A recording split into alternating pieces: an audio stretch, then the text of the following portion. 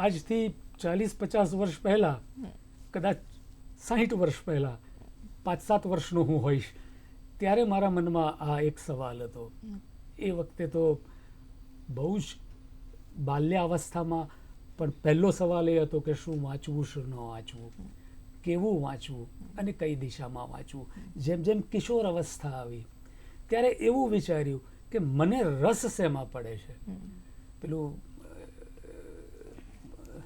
આમિર ખાનનું એક film almost ઘણા બધા લોકોએ જોયું હશે, બાબા રેન્ચો એમ કહે છે કે ભાઈ જે ગમે એ કરવું. તો વાંચનની દિશામાં આ જ છે કે જે ગમે છે, મનને ભાવે છે અને એમ લાગે છે કે આ ખાવાથી પેટ ભરાશે અને મજાનું પેટ ભરાશે, એ દિશામાં જવાય. તો વાત એ રહી કે શું વાંચવું, કે નવલકથા વાંચવી, નવલિકા વાંચવી, આત્મકથા વાંચવી, શું વાંચવું.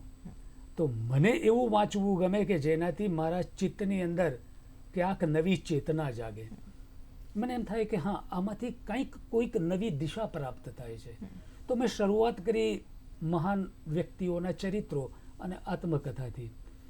પછી એવું પણ લાગ્યું કે નવલિકા અને નવલકથાઓ એવી છે કે જે એક નવો દિશા, નવી સોચ, નવો એંગલ આપે છે, પણ સાથે સાથે ભૂતકાળમાં એ વખતનું ગામડું ગુજરાતનું કે હિન્દુસ્તાનનું કે વિશ્વના નજરિયાથી જોઈએ તો એ કેવું હતું, તો ભૂતકાળની અંદર સામાજિક વ્યવસ્થા શું હતી, આજે શું છે અને આજ પછી ભવિષ્યમાં શું થશે.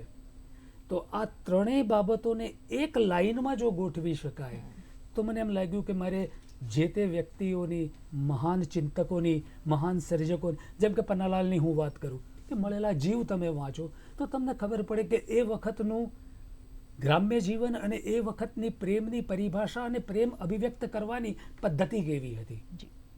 તો એ આજની પદ્ધતિ કેવી છે, અને કદાચ આજની પદ્ધતિ પણ 10 વર્ષ પછી, હવે તો જનરેશન એટલી ફાસ્ટ બદલાય છે કે 2 વર્ષ પછી આજની જનરેશન જૂનવાણી લાગશે, તો પણ કનેક્ટ કરવાની મજા પડશે. જેમ કે બેનનું let's get back to life પુસ્તક હમણાં રિલીઝ થયું, એમાં એમની જે અનુભૂતિ છે એ આજની છે. 2 વર્ષ પછી ધૈર્યાબેન પછી કોઈક બીજું જિંદગીને જોવાના નજરિયાના સંદર્ભમાં કંઈક લખશે, તો આની અંદર બીજા 4 વિચારોનો ઉમેરો થશે.